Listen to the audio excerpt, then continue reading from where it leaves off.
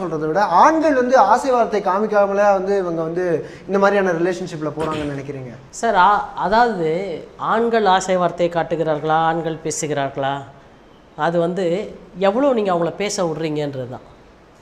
இப்போ நீங்கள் எங்கிட்ட நீங்கள் எவ்வளோ இடத்துல எது வரைக்கும் நீங்கள் பேச முடியும் சார்? நான் உங்களை எது வரைக்கும் பேச அனுமதிக்க முடிவு பண்ணுறனோ அது வரைக்கும் தான் நீங்கள் பேச முடியும். நீங்கள் ஒரு வார்த்தை எக்ஸஸ் பேசினே வச்சுங்களேன், சாரி நவீன் அங்கே நில்லுங்க அப்படின்னு சொல்கிறது என் கையில் இருக்கே தவிர உங்கள் கையில் இல்லை இல்லையா? அப்போ பெண்களுக்கு என்ன ஆகிடுதுனாக்க, கொஞ்சம் தங்களை பற்றி பாராட்டி புகழ்ந்து பேசுனாக்க அதை நம்புகிறாங்க. நமக்கு ஃபஸ்ட்டு ஒரு விஷயம் தெரியணும் சார், நம்மளுடைய பர்சனாலிட்டியை பற்றி ஒரு விமர்சனமாக நீ ரொம்ப அழகாக இருக்க அப்படியா எப்படியான்னு சொன்னாக்க உடனே நம்ம அதெல்லாம் நம்பிட வேண்டிய அவசியம் இல்லை. ஏன்னா தினம் நம்ம கண்ணாடி முன்னாடி பார்த்துக்கிறோம், நம்ம எவ்வளோ அழகு நம்ம எவ்வளோ அழகு இல்லை ஃபிசிக்கலாக நான் சொல்கிறேன், அதை வந்து நமக்கு தெரியும். அதை விட நம்ம உள்ளான பர்சனாலிட்டி ஒன்று இருக்குல்ல, அது எவ்வளோ ஸ்ட்ராங் அது எவ்வளோ வீக்குன்றதும் நமக்கு தெரியும். இதை வெளியிலேருந்து ஒருத்தர் நமக்கு விமர்சனம் பண்ணி சொல்ல வேண்டிய அவசியம் இல்லை. ஒன்று. ரெண்டாவது, சில பேர் பார்த்தீங்கன்னாக்க, நான் மட்டும் உன்னை 10 வருஷத்துக்கு முன்னாடி பார்த்துருந்தேன்னா என்ன பண்ணியிருப்பேன், நான் வந்து உன்னை ராணி மாதிரி வச்சுருந்துருப்பேன் அப்படின்னு சொல்கிறாங்க. இதில் பல பேர் கல்யாணம் ஆனவங்க.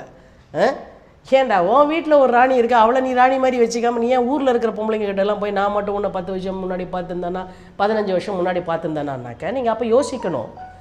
இவர் வீட்டில் ஒரு மனைவி இருக்காங்க, அந்த மனைவிக்கு வந்து அவர் கொடுக்க வேண்டிய மரியாதையை கொடுக்காம அடுத்த ஒரு பொம்பளைகிட்ட வந்து இப்படி பேசுகிறாருன்னு. If is a married man, கல்யாணமே ஆகலை, அவன் வந்து அனாவசியமாக உங்கள்கிட்ட பேசிகிட்டு இருக்கான். நார்மல் எக்ஸ்பெக்டேஷன் என்ன சார் ஒரு ஹியூமன் பீயிங்க்கு? அவனோட வயது ஒத்த ஒரு பெண்ணை கல்யாணம் பண்ணணும், இல்லை அவனோட நார்மலாக நான் சொல்கிறேன், தன்னை விட ஒரு 2 வயசு சின்ன பொண்ணை கல்யாணம் பண்ணணும், இப்படி தான் இருக்குது. அதையும் மீறி 10 வயசு பெரிய ஒரு பொம்பளைகிட்ட வந்து, இல்லை 6 வயசு பெரிய பொம்பளைகிட்ட வந்து 2 குழந்தைங்க 2 கமிட்மெண்ட் இருக்கும்போது நான் உன்னை கல்யாணம் பண்ணிக்கிறேன்னு சொன்னாக்க முதல்ல நீ சந்தேகம் தான் படணும்.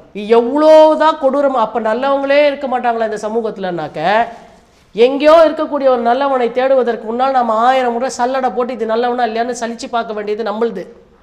கல்யாணத்தில் மட்டும் இந்த பிரச்சனையெல்லாம் இல்லையான்னு நீங்கள் கேட்கலாம். ஒரு தவிர ஒரு தடவை தான் சார் செய்யணும் லைஃப்பில். அந்த இன்ஸ்டிடியூஷன் அப்படி இருக்குது, நம்ம அப்படி தான் செலக்ட் பண்ண முடியுது ஒரு ஆளுன்றதுனால நம்ம அப்படி செலக்ட் பண்ணுறோம். அரேஞ்ச் மேரேஜாக இருந்தால், லவ் மேரேஜாகவே இருந்தாலும் ஒரு 2 வருஷம் 3 வருஷம் பழகிற போது நீங்கள் என்ன சார், ஒரு ஆணாக இருந்தாலும் பெண்ணாக இருந்தாலும் பழகிற போது நம்மளுடைய ஃபால்ட்ஸ் எல்லாம் நம்ம காமிச்சிப்போமா?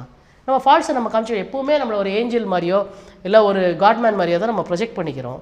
ஆனால் டெய்லி காலையிலேருந்து பல்லு தேய்ச்சி ப்ரஷ் பண்ணி குளித்து டிஃபன் சாப்பிட்டு ஆஃபீஸுக்கு கிளம்பி போய் திருப்பி ஆஃபீஸ்லேருந்து வந்து வீட்டுக்கு வந்ததுக்கப்புறம் நம்ம பிஹேவியர், வீக்கெண்டில் நம்ம பிஹேவியர்ன்றதெல்லாம் வாழ்ந்து பார்க்குற போது தான் தெரியும். சரி, அதனால தான் நான் லிவ் இன் ரிலேஷன்ஷிப்புனாக்க, அப்போ நீ வாழ்ந்து பார்த்து வேணான்னு விட்டுட்டே இருந்தேன்னா where is the end to it?